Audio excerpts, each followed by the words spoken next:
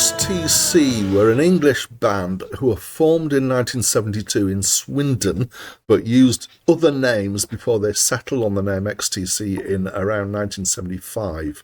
They were fronted by a guy called Alan Partridge, who pretty much led the band.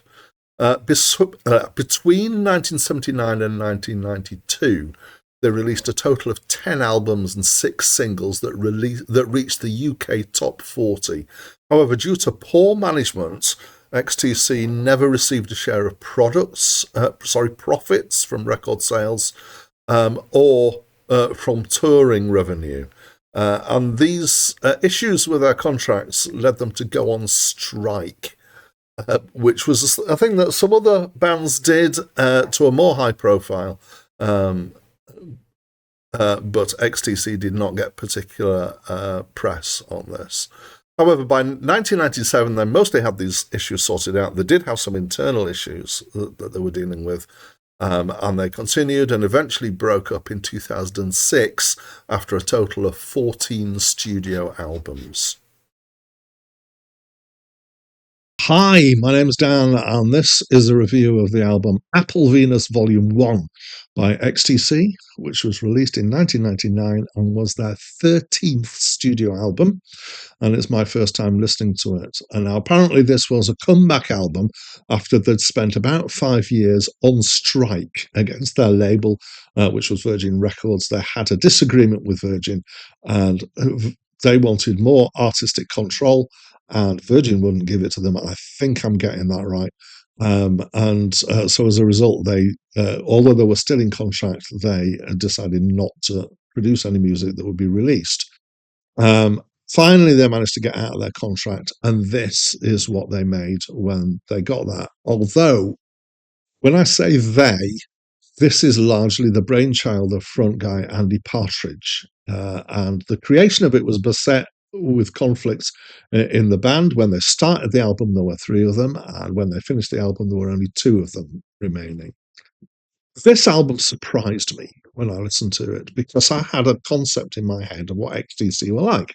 I'm not a huge either a huge fan or hugely knowledgeable about XTC, but I expected them to be electric guitar led pop, which is what I remember from the track that I know was a huge hit in the UK, Making Plans for Nigel.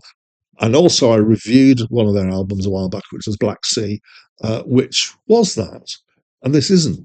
And that's because the main music here is built around orchestral instruments. It's not entirely. There are times when there's drums or percussion, there's guitars, mostly acoustic, there's electronic noises and sound effects, but mostly the kind of overall feel is orchestral tones. Sometimes there's a large orchestral feel, so on tracks like Green Man. Sometimes there's kind of a more small group chamber feel, like The River of Orchids, which is an almost kind of post-pop. I associate post-pop and chamber pop together. Baroque pop, to my mind, again, these are my thoughts and my definitions. Baroque pop is when you've got people like Andy Williams from the past singing with an orchestra in the back, or Tom Jones or somebody like that. And chamber pop is when it sounds more like a small group of classical musicians playing chamber music is the term for that in the classical world.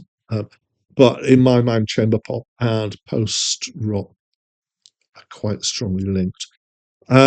Sometimes with that, the kind of more chamber feel, it's also got a minimalist classical feel.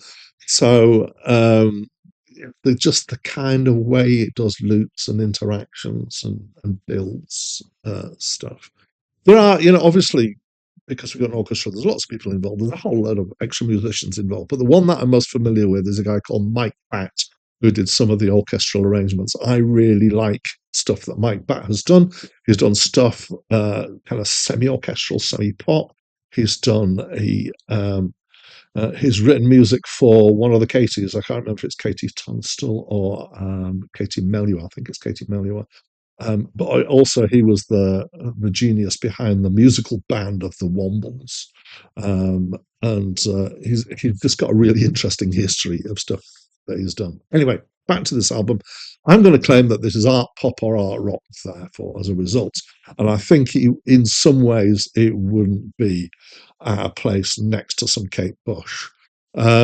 It's ambitious, it's unusual, it's rich, and then occasionally it's quite kind of Beatlesy, kind of pop rocky feel, like the lighter end of Beatles. Actually, there is a band I want to compare them to, which is Jellyfish, but I know they're not particularly well known. They're a band who came out of San Francisco and did a couple of albums I really love. But what is very similar in this album is the backing vocals and the interplay with the kind of almost choral backing vocals and the lead vocals in there.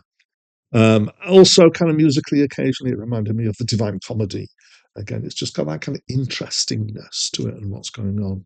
There's an overall feeling of lightness and curiosity through the whole album, which I like.